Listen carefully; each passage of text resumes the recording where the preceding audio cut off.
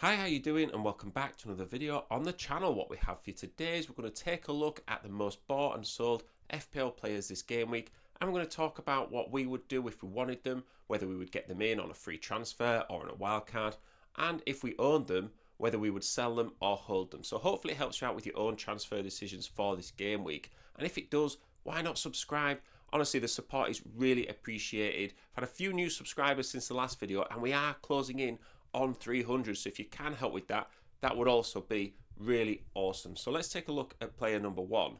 And it is Justin Kluivert from Bournemouth. Now, he's been bought in by nearly 400,000 managers this game week alone. And, you know, if he didn't score a hat-trick in game week 22, then not so many managers would be bringing him in at all. But he did, so we've got to adjust to that thought.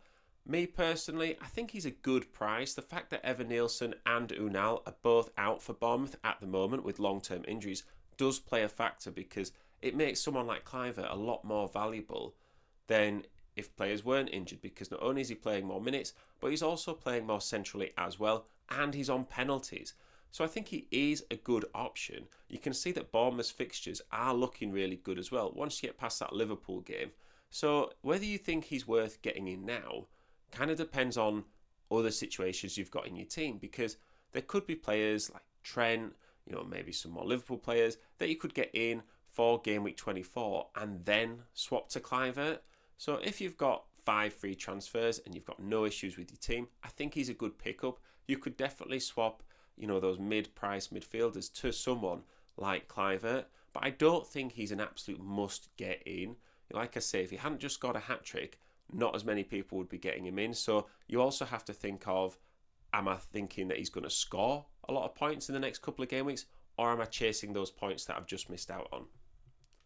So the second player on this list is Trent. He's the second most bought in player in FPL this game week, and I do get this one a lot more. Me personally, I have actually bought Trent in to my team, and at 7.3 million, he's the most expensive defender, but when you compare him to midfield options at the same price, I still think he's good value, mainly because he can get attacking returns. He's managed to get a couple of assists recently, and Liverpool have the best defence in the league, or at least up there with Arsenal and Nottingham Forest.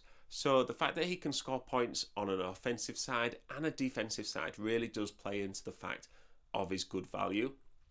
We all know that Liverpool have that double in game week 24 as well, and if you were going to get him in, you might as well get him in now, a week early, for the Ipswich game as well. You know, Ipswich have just lost 6-0 to Man City. They're probably not feeling the best, and Liverpool are going to want to show that they can also, you know, match what Man City do and keep themselves top of the league. So would I get him in? Well, I have done, and I would recommend him as a priority transfer as well.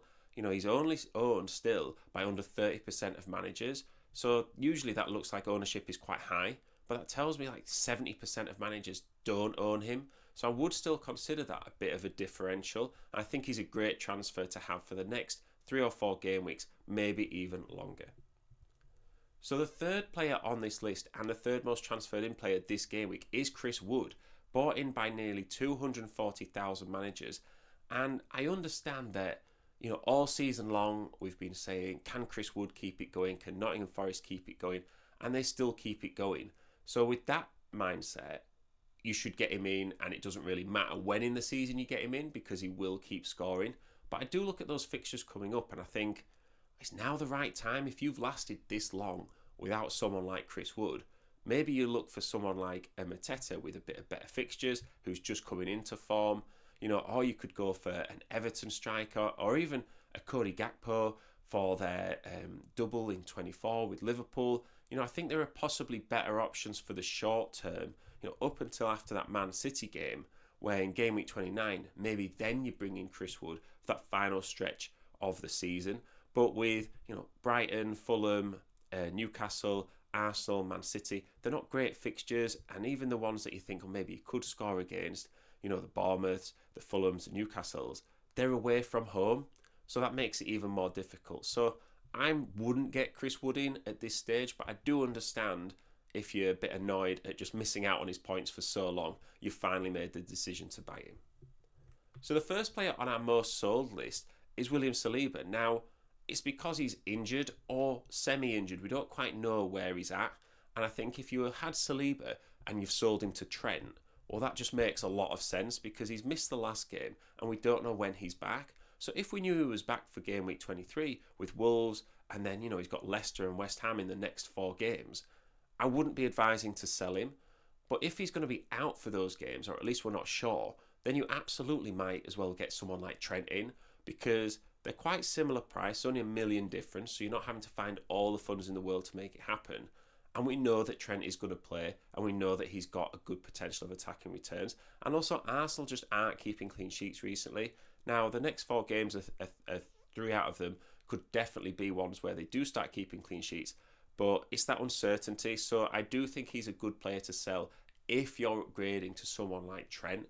I think if you're just moving to another defender that's not Liverpool, I'd probably just hold him because it doesn't look like he's out for too long a term. Unless, of course, we get some updated injury news, then you could reconsider your thoughts. So the second player on this list is Nicholas Jackson. Now, he is someone that I have sold this game week from my own team.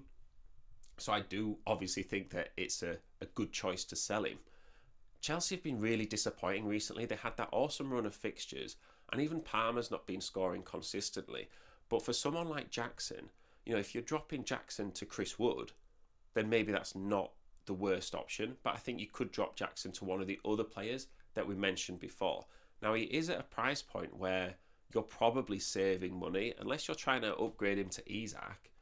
I think, being able to drop Jackson to say, even like a João Pedro or let's say a Chris Wood or someone that's about $1 million cheaper, well, that would also fund your move from Saliba to Trent. So if it's enabling you to get in a player with high upside, I think it's great. I think even if you're getting in a cheaper striker that's maybe a bit of a risk, I think that's all right as well. I've actually sold him for Ndiaye from Everton, but that also allowed me to get in Trent. So Ndiaye's got that double game week and he's only 5.4 million. That freed up literally 2.5 million to spend elsewhere. So if you're using the funds, that's great. I would just be aware that in game week 27 and game week 28, it's got Southampton and Leicester. That's a really small window of fixtures, but it is something to bear in mind if you do want him back in the future. I would target that specific fixture to get him in for. So the final player on this list is Cole Palmer. Now, it really surprised me because the only way I can think of people selling Cole Palmer is people who want in someone like Trent and they're trying to find some really easy cash. But I think we've just said, if you've got those mid-price midfielders or mid to high-price strikers, you can save money elsewhere and keep someone like Cole Palmer. I definitely wouldn't be selling him. And he's not been mass sold. Only 165,000 managers have sold him.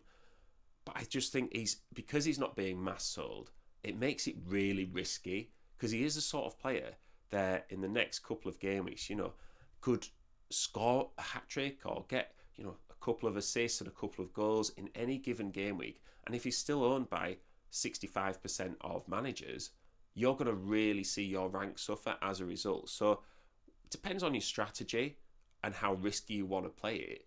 But even though he's not been scoring consistently, he has been getting 10 points, I think 3 times in the last 6 game weeks, which is pretty good.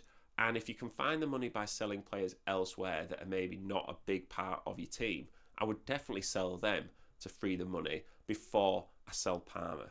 So that's the 3 most bought and sold players this game week. Hopefully it helps you out. If you've got any transfer questions or thoughts about these players, pop them in the comments. It's always great to chat FPL.